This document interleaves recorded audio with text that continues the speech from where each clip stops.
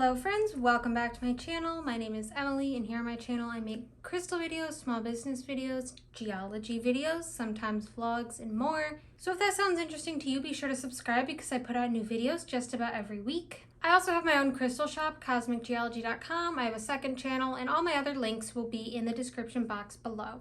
Today's crystal chat video is going to be about a crystal that I think is really underrated and I find super interesting, which is serpentine. If I'm talking funny today, it's because my mouth hurts. I'm trying to power through it. So serpentine is not actually one specific mineral, it is a whole group of minerals known as the serpentine group.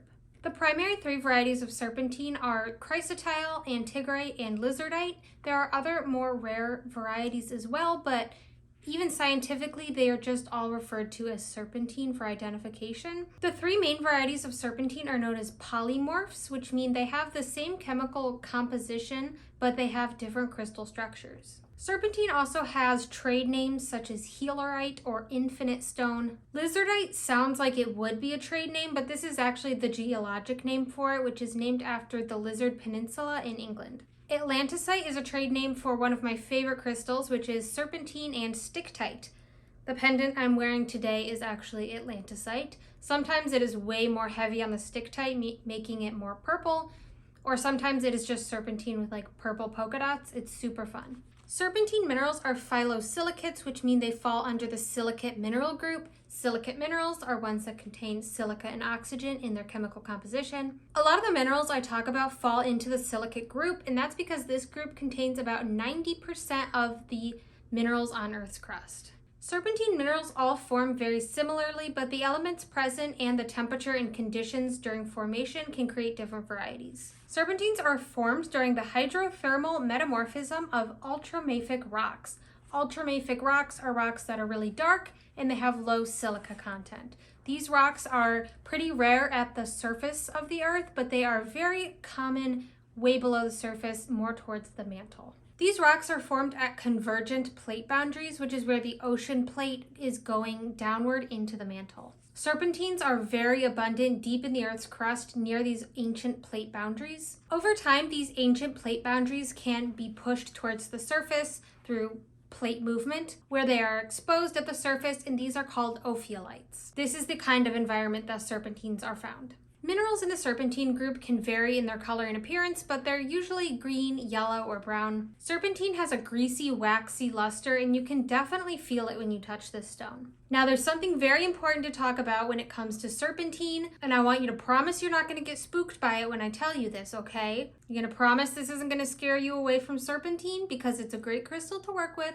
but we do have to address the elephant in the room, which is that the variety of serpentine called chrysotile that I mentioned earlier is actually a form of asbestos. Chrysotile has a fibrous crystal structure which is used to make asbestos, and this specific type is called white asbestos. Asbestos is defined as naturally occurring fibrous minerals that are able to withstand tension, are resistant to heat, and are able to be separated into soft, silky fibers. Asbestos itself isn't a specific mineral, but it's a descriptor of minerals with these features. While this variety of serpentine is included in asbestos, there are other minerals included as well, such as actinolite, tremolite, and anthophyllite, which are in different mineral groups than serpentine. So like I mentioned, the three main varieties of serpentine are polymorphs, meaning they have the same chemical composition but different crystal structures. So this chrysotile serpentine is the only one that has this fibrous crystal structure. So this is the only one that is hazardous and can be used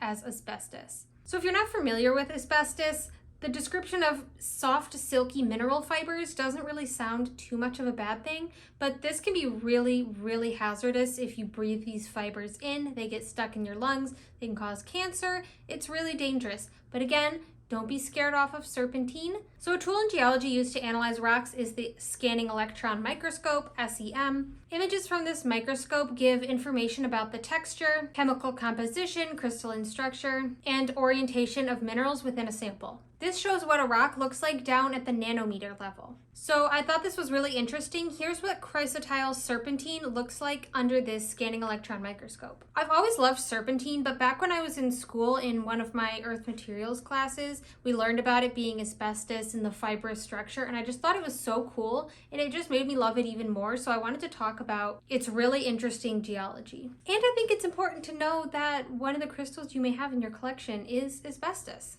Also, before I learned about it in school, I honestly didn't know asbestos was a mineral or like made up of minerals. I had no idea. I don't know if that's common knowledge, but I didn't know. Now, don't let this scare you away from working with serpentine. Like I said, there's only one variety of serpentine out of the 3 main ones and the many other varieties that are used as asbestos. So this is what chrysotile serpentine looks like, and it's actually found polished and sold on the crystal market. It's even sold as jewelry. You could be wearing asbestos jewelry. Now, asbestos is really dangerous when inhaling these tiny crystal fibers, but it's believed to be completely fine in its polished form. This means you should avoid cutting and polishing this stone, as breathing in its crystal dust can be really dangerous. But you should always be taking proper precautions when cutting stones, as any crystal dust can be dangerous, not just crystals that contain asbestos. Personally, I've never carried this variety of serpentine in my shop. I think it's really cool. I love how you can really see the fibrous structure, but I do feel bad for the people who have to mine it, cut it, and polish it to keep up with the market demands for it. Many people don't even know that this crystal here is serpentine, let alone asbestos. There's other names for it on the market, such as Swiss green opal, lizard skin jasper, and green zebra jasper. While coming into contact with raw asbestos can potentially irritate your skin, it's not nearly as hazardous as inhaling the dust, so you don't really have to worry about touching this crystal, especially polished. Serpentine is a very abundant mineral group, with varieties being found all over the world in many different locations, such as the US, China, Peru, Pakistan, England, South Africa, and Australia. Now, especially for chrysotile serpentine, I would avoid contact with water. Minerals in the serpentine group have a hardness ranging from 3 to 6 on the Mohs scale of hardness. Because of this low hardness and the elements contained in serpentine, it's best to avoid contact with water altogether. I definitely wouldn't recommend soaking in it, even if you don't have this chrysotile variety. It could also just damage your stone. For cleansing stones physically, like just dusting them off on your shelf, I do often use just a damp paper towel to wipe them off. That's perfectly fine. That's not going to cause any harm. I would just avoid soaking it. So for energetic cleansing purposes, this means just about everything other than water is safe for cleansing serpentine. You can use smoke cleansing, sunlight, moonlight, selenite, and dry salt. Again, because of the low hardness, just be careful wearing any serpentine jewelry, as it may scratch easily. For cutting and polishing serpentine, especially chrysotile, it's best to cut and polish the stone while wet, which is usually how it's done anyway. But this limits the risk of dry crystal dust being put in the air where you could potentially inhale it. If you absolutely must cut or polish serpentine, just make sure you have the proper knowledge and equipment to safely do so. When it comes to fake serpentine, I haven't really seen any fakes or treated pieces to be looking out for. But with any stone, be cautious of anything that looks super glassy with no inclusions or imperfections, especially in jewelry and cabochons. But again, I've never really encountered any fake serpentine, so I don't think this is something you'll really have to worry about. The most common mislabeling situation to look out for is serpentine being confused with jade. I feel like jade is one of those crystals that kind of needs a specialty knowledge to identify. I feel the same way about crystals like turquoise, moldavite, and like gemstones like diamonds. So I'm not a big jade expert, especially since I don't have much experience with it and I've only seen it in person a few times. But I can give you a couple pointers to look out for when trying to differentiate between jade and serpentine. Jade is rarely labeled as serpentine, but serpentine is very often labeled jade. There's a variety called new jade, which is actually a very light green variety of serpentine. It's not jade at all. If you see something labeled as serpentine jade, it's most likely just serpentine. If something's being sold to you as serpentine, you can feel pretty confident that it's genuine serpentine. But if something is being sold as jade, then that's when you might need to start questioning. While they do look very similar, serpentine has a lower hardness of around 3 to 6, whereas jade is higher at a 6 to 7. Jade also has a colorless streak, and serpentine has a white streak. Jade is also more dense than serpentine, so if you're comparing two similar sized pieces, the jade will feel a lot heavier than serpentine. Honestly, a lot of types of serpentine are noticeably lightweight. This piece is a pretty significant sized large tumble palm stone, and it's very lightweight. Same with the tumbles. It definitely feels lighter than probably the average tumble stone. Serpentine has been used throughout history across the world for both decorative and spiritual purposes. There's actually a serpentine carving that was found in Austria that is believed to have been carved around 30,000 BC. This is called the Vetus of Galgenberg. Serpentine was first named in 1564 for its scaly, snake-like appearance. Serpentine has been used as a stone of protection, and it is believed that wearing amulets of this stone could prevent against snake bites and poisoning. Many civilizations, such as the Sumerians and ancient Egyptians, used serpentine as far back as around 3500 BC. Native Americans and Inuit people created carvings and art out of serpentine. Serpentine was used back in Italy as a protection amulet against sorcery. So serpentine has been used and loved for a really long time. Serpentine is mostly associated with the crown chakra, but can also be used to clear blockages in all of the chakras. Serpentine is great for use in meditation and can enhance psychic abilities. It is also believed to be a lucky stone, attracting abundance of all kinds. Serpentine is useful for balancing your emotions and moods. Serpentine promotes confidence and allows you to be yourself freely without worrying about the thoughts and opinions of other people.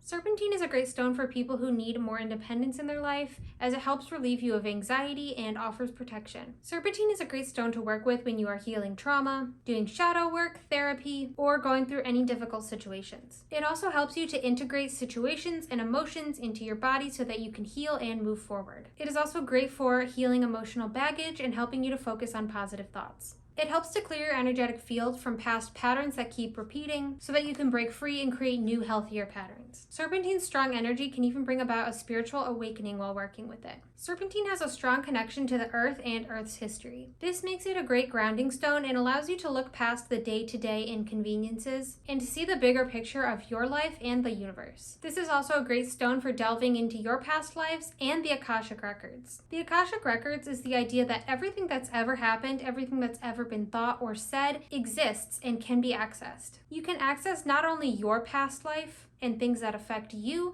but also everything that's ever happened on Earth and in the universe. Actually, if anyone's had any personal experiences with the Akashic Records, I'd love to hear about it in the comments down below. I find it so fascinating, but I've never had any experiences with it, as I find meditation kind of difficult for me, and I have not yet gotten to the point where I could even come close to accessing this. So let me know down below if you know any more about it or have any personal experiences. Working with serpentine helps us to gain knowledge and wisdom that helps to guide our life. Serpentine reminds us of our purpose and helps us to get back on the right track. So that's all I have for you today about serpentine. I hope you found this video interesting and maybe learned something new. I hope the asbestos thing didn't scare you away from serpentine. I think it's important to know about, but serpentine is still a crystal that you can love and work with and have in your collection. Be sure to like the video and comment down below your thoughts and what crystal you'd like to see me talk about in my next video. Also, don't forget to subscribe and check out my crystal shop, cosmicgeology.com. You can use code YouTube for a discount on your order. Thank you so much for watching, and I hope you have a great rest of your day.